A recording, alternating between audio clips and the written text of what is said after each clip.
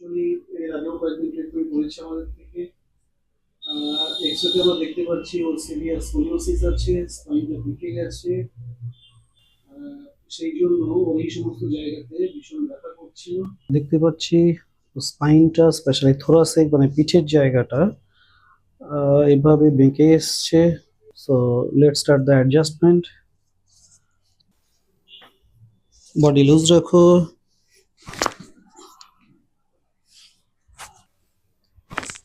Perfect. একদম relax, loose রাখো body. Okay, এখন কেমন লাগছে?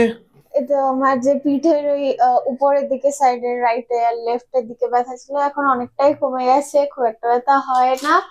তো এখন ভালোই লাগছে।